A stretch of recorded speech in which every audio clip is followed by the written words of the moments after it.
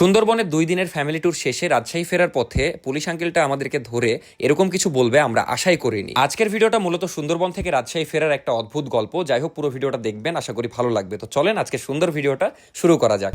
তো এখন আমরা এটা কাম অনেক স্রোত, মানে নৌকা একবার এদিক হচ্ছে একবার এদিক হচ্ছে। বাপ রে বাপ, কোন টিস্যু চোদ্দের সাথে বসবাস করি। মানে নাফিসা এখানে আমাদের পুরা টিস্যু মেরে দিয়েছে আমাদের রুমের, এদিকে আম্মাও একটা টিস্যু মেরে দিয়েছে, মানে টিস্যু বক্স। তো এটাই হলো খুলনা রেলওয়ে স্টেশন, খুবই সুন্দর লাগে আমার কাছে, ইউনিক ডিজাইন। আসসালামু আলাইকুম, আমি অর্ক। আমাদের সুন্দরবন থেকে রাজশাহী যাওয়ার গল্পটা শুরু হয় করমজল থেকে। মানে করমজল ভিজিট করে আমরা রাজশাহীর উদ্দেশ্যে ডিরেক্ট রওনা দিই। প্রথমে আমাদেরকে যেতে হবে মোংলা পোর্টে, তারপর ওখান থেকে কোনো একটা যানবাহন নিতে হবে, দেন যেতে হবে খুলনা রেলওয়ে স্টেশনে। কিন্তু 4টার মধ্যে যেতে হবে, কারণ 4টায় ট্রেন। যাই হোক, আজকের ভিডিওতে অনেক মজার মজার ঘটনা আছে, অনেক অদ্ভুত ঘটনা আছে। ব্রিজটা এমন ভাবে তৈরি যে জোয়ার ভাটা দুই সময় ইউজ করা যাবে সুন্দরভাবে। যেমন এই তো পানি কম থাকলে নিচেরটা ইউজ হবে, মানে যখন কম থাকবে নিচেরটা ইউজ হয়ে উপরে উঠবে, তারপরে উপর দিয়ে চলে যাবে। আর যখন পানি বেশি থাকবে উপরেরটা ইউজ হবে। জোস, দেখতেও সুন্দর আবার কাজেরও। এখনো মেবি 20 মিনিটের মতো লাগবে আমাদের মংলা যাইতে।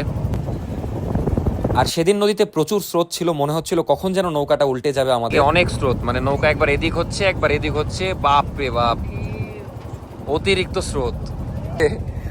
হে উঠ রে নাফিসা, উঠ রে। যাওয়ার পথে একদল বিদেশি পর্যটকদের দেখতে পাই যারা সুন্দরবনের দিকেই যাচ্ছিল। তো আমরা চলে এসেছি মোংলা বন্দরে। এটাই হলো মোংলা বন্দর। এখানে এখন আমরা ল্যান্ড করব, দেন দেখি সিএনজি না কিসে যাওয়া যায়, তারপর খুলনা যাইতে হবে। এখানে থামবো না আমরা, খুলনা যেয়ে একদম থামবো। তো এখানে দেখা যাক এখন কিসে যাই। এখানে অনেক রকম যানবাহন আছে, যেমন এই তো কার রেন্টে পাওয়া যায়, তারপরে বাস আছে। বাসে নাফিসা যাবে না, আমরাও যাবো না, বাসে এক্সেস খাটনি হয়ে যাবে। তো দেখা যাক, সিএনজি খোঁজার ট্রাই করতে হবে, সিএনজিটা ইজি হবে। নাফিসা আবার কারে উঠতে পারে না, এটা একটা ঝামেলা, না হলে ওকে কারে নিয়ে যেতাম। তো ভাইয়া আর কি জানতো আমরা আসবো, তো এদিক দিয়ে আমাদের যাওয়ার কথা ছিল, বাট আমরা অন্য একটা রাস্তা দিয়ে গেছি। ভাইয়া নাকি আমাদের আশাই ছিল, তো শুনে ভালো লাগলো। সমস্যা নাই ভাই, এই যে ভাগ্যে ছিল, দেখা হয়ে গেল, ভালো লাগলো। আমি এই এখনো এদিক চাইছিলাম আপনার কোন সময় আসবেন, কোন আসলে এই 10টা 11টা থেকে আমি। কিন্তু আপনি কিভাবে বুঝলেন আজকে আমরা আসবো? মানে ব্লগে দেখছি। ও ভিডিওতে বলেছে, তারপর না ঠিকই এটা আছে। হ্যাঁ নাফিসাপুর বোন, হ্যাঁ হ্যাঁ হ্যাঁ হ্যাঁ সে বলছিল আবার তার ব্লগে সুন্দরবন দিয়ে ব্যাক করতে। হ্যাঁ হ্যাঁ, আচ্ছা ভাই, খুবই ভালো লাগলো, থাকেন। এরপরই ঘটে আসল ঘটনা। এই যে পুলিশ আঙ্কেলটা দেখছেন, শুরুতে বললাম, আসলে উনি আমাদের ভিডিও দেখে, আমাদেরকে খুবই পছন্দ করে, যে কারণে আমাদের অনেক উপকার করেছে।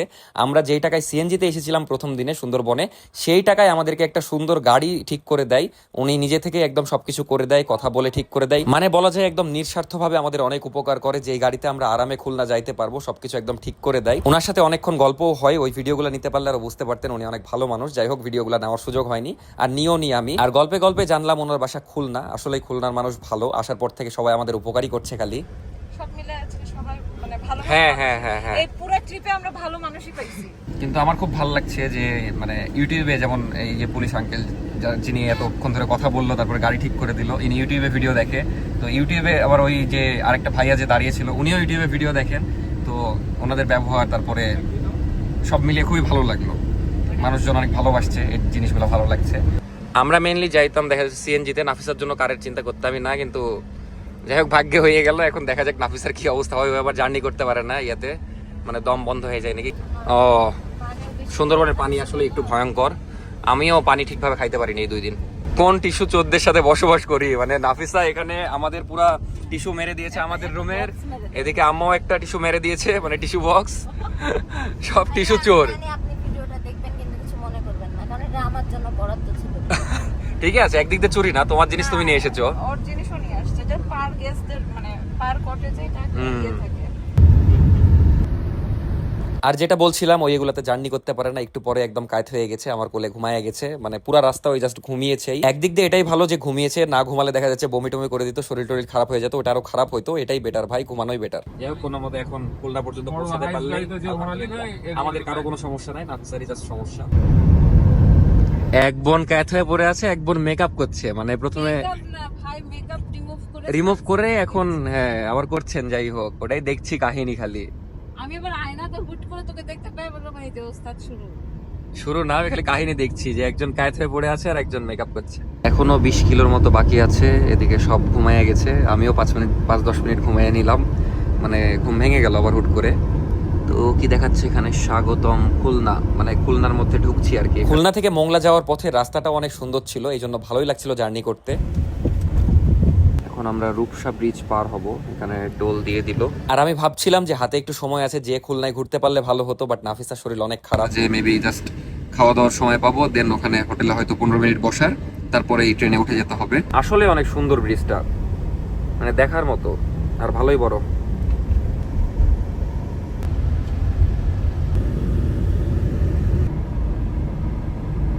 যাক, খুলনা ইউনিভার্সিটিতে কখনো যাওয়া হয়নি, বাট একটু গেটের দর্শন পেয়ে গেলাম। ইনশাল্লাহ সময় হলে কোনো এক সময় যাব। এখন আমরা স্টেশনের কাছাকাছি যাচ্ছি, কিন্তু আমরা অনেক আগে পৌঁছায় গেছি। এখন বাজে 2:14, 4টায় ট্রেন, মানে আমাদের 2 ঘন্টা সময় প্রায়। তো চলে এসেছি আমরা স্টেশনের একদম কাছে, কিন্তু নাফিসার এমন কাহিনী, ঘুমের মধ্যে দিয়েছে আমাকে এক কামড় দিলা যে। পান খাচ্ছিলা? তা আমার হাতে পান নাকি যে কামড় মারলি? ওটা সুপারি নাকি ছিল? এমনি পান কামড় দিয়েছো? মানে পান আমার হাত ভেবে কামড় দিয়েছে। যাই হোক, ঘুমের মধ্যে। আপু কর তুলেন, ওঠেন, সকাল হয়ে গেছে। তো এটা কি চত্বর আমি জানি না, সবই এখানে যা দেখছি সবই নতুন লাগছে, কারণ ওইভাবে খুলনা কখনোই ঘোরা হয়নি। একবার এসে হালকা ঘুরেছিলাম, তাও কিছু মনে নাই। নাফিসা আর আমি এসেছিলাম। তো এই হলো খুলনা রেলওয়ে স্টেশন, আর আমরা নামলাম পিছন সাইডে, কারণ এইখানে ওই জবেদ হোটেল নাকি, যেখানে আমরা খাওয়ার প্ল্যান করেছি। বাট সাউন্ড হচ্ছে, যাই হোক আগে ব্যাগ ট্যাগ নামায় নেওয়া হোক। তো আমরা এখানেই খাওয়া দাওয়া করব। নাদিম ভাই সাজেস্ট করলো, দেখা যাক। নাদিম ভাই খুলনার ফুড ব্লগার, মজা, বিশ্বাস করলাম, দেখা যাক। আর আমরা একদম স্টেশনের কাছাকাছি আছি, রিস্ক নিব না, ট্রেন যেন মিস না যায়। আব্বুরা এখানে ওয়েট করছে, ভাই নাকি নাম লেখালো, একটু পর সিরিয়াল পাবো, দেখা যাক। ভালো ভিড়, মানে একদমই জায়গা নাই, মানুষজন দাঁড়ায় আছে। তারপরে আব্বুদেরকে ওখানে রেখে আমি চলে যাই নাদিম ভাইয়ের সাথে একটু টাকা তুলতে। মানে আমার হাতে একদমই ক্যাশ ছিল না, সুন্দরবন যাওয়ার পরে ফাঁকা হয়ে গেছিল, ওইখানে খরচ করার কিছু ছিল না, যা ছিল ওটাও খরচ হয়ে গেছিল। তারপর থেকে 0 টাকা নিয়ে বসেছিলাম। তো আমার এটাই টার্গেট ছিল, খুলনায় এসে আগে টাকা তুলবো। যাই হোক, ঢাকা ব্যাংকও পেয়ে গেলাম, ওইখানে টাকা তুলবো। ভাগ্যক্রমে ঢাকা ব্যাংকের এটিএম বুথ পেয়ে গেছি। এর মধ্যে আবার নাফিসা ফোন দিয়ে বলে যে গরমের মধ্যে একদম গরম গরম গরুর মাংস খাবো না, অন্য কোনো জায়গা খুঁজো। তারপরে ভাবলাম যে অন্য কোথাও খাওয়া যাক। তো প্রথমে ভেবেছিলাম ওখানে খাওয়া দাওয়া করবো, বাট এখন ঠিক করলাম যে এখানেই খাওয়া দাওয়া করবো, কারণ নাফিসা বলছে গরুর মাংস খাবে না, একটু ভালো পরিবেশে অন্য ডিফারেন্ট কিছু ট্রাই করবে। তো ভাই বললো যে এখানকার খাবার ভালো হবে, এখানেই আসলাম। দেখা যাক, ওরা আসুক। ওরা অটোতে আসছে, আমি ভাইয়ের বাইকে আগে চলে এসেছি। ফ্রেশ হতে এসে দেখি ওয়াশরুমে হেভি ইউনিক, মানে বেসিনে এরকম অবস্থা, বুঝতেই পারছেন কত সুন্দর লাগছে। মানে বেসিনটাই হেভি ইউনিক। আমি ওয়াশরুমে সাধারণত ভিডিও করি না, বাট এসে ভিডিও করার ইচ্ছা হইলো, খুবই সুন্দর লাগছে। তো ফ্রেশ হওয়া যাক। ভাই কি কি হবে বলেন? সাদা ভাত হবে, গরুর মাংস হবে, খাসির মাংস হবে। হ্যাঁ, ওটা দেন। কয়জন? 1 3 4 5। আপনি তো খাবেন না। এদিকে নাদিম ভাই ডায়েট করছে, তাই আমাদের সাথে খাওয়া দাওয়া করলো না। অনেক সুন্দর, ইভেন টেবিলটা পর্যন্ত সুন্দর। তো আমরা খুব সুন্দর একটা রেস্টুরেন্টে বসেছি এখানে খাওয়ার জন্য আর কি। ওখানে খাইলে কি রিল্যাক্সে খাইতে পারতাম না। খাবার হয়তো ভালো ওখানকার, গরুর মাংস, আর গরমের মধ্যে গরুর মাংস না খাওয়াই বেটার। যদিও গরুর মাংসের বিরিয়ানি খাচ্ছি ঘুরে ফিরে, বাট ওইটা হ্যাঁ, বাট এখানকার পরিবেশটা অনেক সুন্দর আর কি। পরিবেশ সুন্দরের উপর আরো সুন্দর হয়ে যাচ্ছে। তো এখানে আমরা দুপুরের লাঞ্চটা সেরে ফেলবো একটু পরে, আশা করছি খাবারটাও ভালো হবে। এই পর্যন্ত আমাদের জার্নিটা খুবই স্মুথ আর সুন্দর হচ্ছে, সবকিছু আমাদের সাথে ভালো হচ্ছে, কিন্তু সামনে আমাদের জন্য যে এত কষ্ট অপেক্ষা করছে এটা আমাদের ধারণাতেই ছিল না। যাই হোক, রেস্টুরেন্টটা অনেক সুন্দর ছিল। তো চলে এসেছে আমাদের খাবার, দেখে তো খুবই মজা লাগছে। খাওয়া দাওয়া শুরু করব। ব্যাগটা ঘটাতে হবে। আচ্ছা, এটা কি ফুল ভাইয়া? না, ওটা হাফ। খাওয়া শুরু করেছি, একদম গরম গরম, খুবই মজা লাগছে। নাফিসা কেমন লাগছে? মজা। মজা। এই তোমার কাঁচা মরিচও চলে এসেছে। আপু কেমন লাগছে? ভালো, সুন্দর। সুন্দর। আপু কেমন লাগছে? ভালো লাগছে। না, আসলে অনেক মজা লাগছে। তো তাড়াতাড়ি খাওয়া দাওয়া করি, বেশি সময় নাই, 3:30 বেজে গেছে প্রায়। 3:30 বাজে আর 30 মিনিট সময়। ছবি টবি তোলা শুরু করে দিয়েছে। দেখা যাচ্ছে এখানে আমরা ঢিলামি করতে যেয়ে আমাদের ট্রেনটা মিস যাচ্ছে। বেশিক্ষণ থামা যাবে না, 2 মিনিট পরে আমরা বের হয়ে যাব, কারণ ওখানে যে ওয়েট করা ভালো, ট্রেন মিস করা না। তো এটাই হলো খুলনা রেলওয়ে স্টেশন, খুবই সুন্দর লাগে আমার কাছে, ইউনিক ডিজাইন। যাই হোক, আব্বুরাও জাস্ট পৌঁছেছে, কি সুন্দর মিল আমাদের। আব্বুরা ব্যাগ নামাচ্ছে আর আমিও পৌঁছালাম। তো খুলনার ভাইদের সাথে দেখা হয়ে গেল। খুলনা কোথায় বাসা আপনাদের? ভাই বাসা দক্ষিণে। দক্ষিণে। বাহ, আমরা সুন্দরবন থেকে আসলাম, এখন রাজশাহী যাচ্ছি। আচ্ছা ভাইয়া, খুবই ভালো লাগলো। আপনার জন্য শুভকামনা থাকলো ভাই। ধন্যবাদ ভাই। আচ্ছা, দোয়া করেন, যাই। তো নাদিম ভাই চলে যাব, খুবই ভালো লাগলো আপনাদের খুলনার মানুষও ভালো, আপনিও ভালো, সবাই ভালো, খাবারও ভালো ছিল, আসলেই খাবার ভালো ছিল।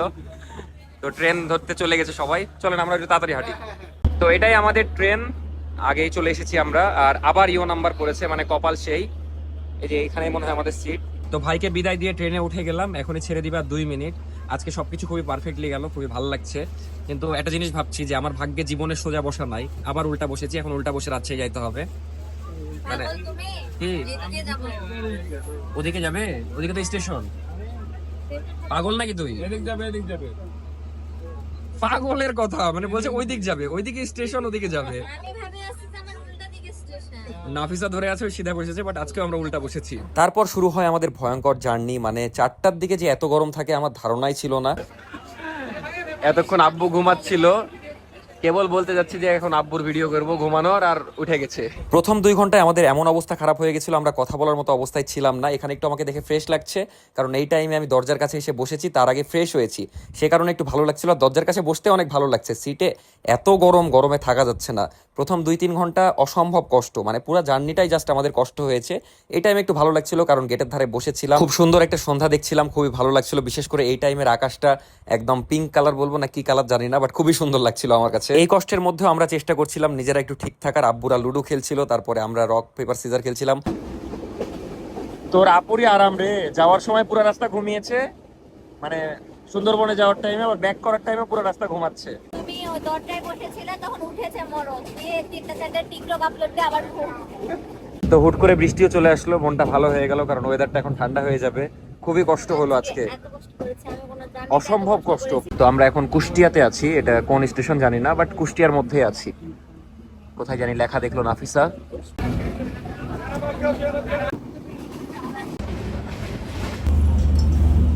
তো ঈশ্বরদীতে নাকি আধা ঘন্টা থামবে, তাই ভাবলাম একটু চা খেয়ে নিই। এখানে দোকানপাট তেমন নাই, ওই পাশে মেবি আছে, তো এখানে চা খাই। তো ফাইনালি আমরা রাজশাহী পৌঁছালাম, খুবই শান্তি লাগছে। কোন দিকে বাড়ি? ওদিকে এদিকে এদিকে। মানে আমাদের দম বন্ধ হয়ে গেছিল এই ট্রেনের মধ্যে, খুবই কষ্ট হলো। তো এখন আমরা এটা কাম লেগেছে কি হবে, পড়ে গেলেন কেন? আরে মাথা ট্রলি পড়ছে, আমি মানে ব্রেক মারছি, মানে ওই যে কি হার্ড ব্রেক মেরেছি। এদের নাকি মাথা ঘুরছে, মানে আসলে অনেক কষ্টকর। পিছে গেছি দিয়ে তোমাকে ধরতে যাচ্ছি দেখছি পড়ে গেছে আমার। আসলে আমাদের অবস্থা খুবই খারাপ, আগে বাসায় যাই তারপর অন্য কথা। আমাদের স্টেশনের একদম শেষ মাথা থেকে ওই মাথায় যাইতে হচ্ছে, খালি মানে এইদিকে টিকিট কাটার কারণে।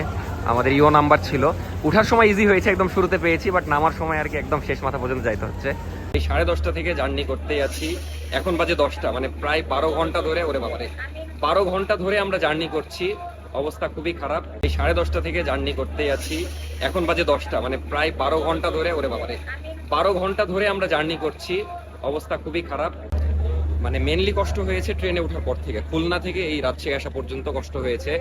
4টার দিকে যে এত গরম থাকে, বাপরে বাপ। আর আমরা যদি এসি কাটতাম, এসি টিকিট কাটতাম, তাহলে এত কষ্ট হইতো না। তো শিক্ষা একটা হয়ে গেল যে এরকম গরম থাকলে এরপর থেকে এসি টিকিট কাটবো, কারণ মানে নাফিসার জন্যই কাটা হয় না, নাফিসা এসিতে উঠতে পারে না। যাই হোক, বাসায় যাই তাড়াতাড়ি। তো প্রায় বের হয়ে গেছি মেলাক্ষণ হাঁটার পরে। এই ব্যাগটার ওজন অনেক, এটাই বিগার। তো স্টেশনে যেগুলো ডাকে ওগুলাতে আপনারা উঠবেন না, মানে আপনারা যদি আসেন তাহলে স্টেশনে যেগুলো ডাকাডাকি করে ওগুলাতে উঠবেন না, বেশি চাইবে। ট্রাই করবেন স্টেশন থেকে বের হয়ে রাস্তাটা পার হয়ে ওই পাশে যে আমাদের মতো নামার, তাহলে নর্মাল ভাড়াই চাইবে আর কি, যদিও লাগেজ দেখলে একটু বেশি চাই। তো অটোতে উঠে গেলাম, এখন বাসার দিকে যাচ্ছি। রাজশাহীতেও ভালোই গরম, না এটা তো স্বাভাবিক, ওদিকে গরম হলে এদিকে আরো বেশি হবে, কারণ রাজশাহীতে গরম বেশি থাকে। মীর, তুই যে আমাদের সাথে গেলি না, আসলে মীরের পরীক্ষা চলছিল, না হলে মীরকে নিয়ে যেতাম। মীরকে আমরা ভালোই মিস করেছি ট্যুরে। তো মীর কেমন, মানে তুই তো যাসনি, তো কাউ জিজ্ঞেস করছি কেমন লাগলো? আমরা জানিস যত বড় বড় বাঘ দেখেছি। হ্যাঁ, তারপর তোর নানির বাড়ির উপর দিয়ে আসলাম, যশোর দিয়ে। তোর কি যাওয়ার ইচ্ছা করছিল নাকি? পরীক্ষা না থাকলে যেতাম, নিয়ে যেতাম, সমস্যা নাই, আমরা আবার ঘুরতে যাব কয়েকদিন পরে। কি কি রান্না বান্না হয়েছে রে তোদের ওখানে? জানি না, আমি বলিনি, আমি পড়ছিলাম কালকে। তুই পড়ছিলি? বাপরে, কালকে কি পরীক্ষা? কালকে ইসলাম ধর্ম। ইসলাম ধর্ম। ইসলাম ধর্ম পড়া লাগে? আমি তো না পড়ে একদম 100 পারতাম। সৃজনশীল। সৃজনশীল পড়া লাগে, ওগুলো তো বানিয়ে লিখতে হয় রে পাগল। যাই হোক, আজকে মিতদের বাসায় রাতের দাওয়াত, যেহেতু আমরা এখনই আসলাম জাস্ট, এখন রান্না বান্না আমাদের করা সম্ভব না, এই জন্য চাচি নিজে থেকে দাওয়াত দিয়েছে। একটু পরে আমরা খাইতে যাব, সবাই এক এক করে গোসল করে নিক, ফ্রেশ হোক, তারপর মীরের বাসায় যে সব খাবার শেষ করে দিব। এমন মনে করো যে অবস্থা। তো মেলা দিন পর আমরা অগিকে দেখছি, এতদিন কি অবস্থায় ছিল আল্লাহই জানে, কিন্তু মানে তাকানো দেখে তো মনে হচ্ছে খুবই আতঙ্কে আছে, বা মানে রেগে আছে, মন খারাপ। হ্যাঁ, মন খারাপই লাগছে দেখে। না, চাচিরা খেয়াল রেখেছে, খুব একটা খারাপ অবস্থায় ছিল না আশা করি। তো চলে আসলাম আমরা মীরদের এখানে খাইতে। তো খুবই মজার খাবার রান্না করেছে, একদম ডিম ভাজি, তারপরে ভর্তা। এটা আলু ভর্তা, এটা কি বড়ি ভর্তা? বড়ি ভর্তা। যাই হোক, বানায় মাঝে মাঝে, কিন্তু আমি জানি না, অদ্ভুত ভর্তা এটা। তো এই ছিল আমাদের সুন্দরবন থেকে রাজশাহী আসার গল্প। কেমন লাগলো আজকের ভিডিও অবশ্যই কমেন্টে জানাবেন। আর কালকে ফ্রাইডে স্পেশাল ভিডিও আসছে, কালকে থেকে ইনশাল্লাহ রেগুলার ডেইলি ভ্লগ পাবেন। তো ভালো থাকেন সবাই, দেখা হচ্ছে কালকে রাত 8টায়। টাটা, আল্লাহ হাফেজ, গুড নাইট, সাবস্ক্রাইব প্লিজ।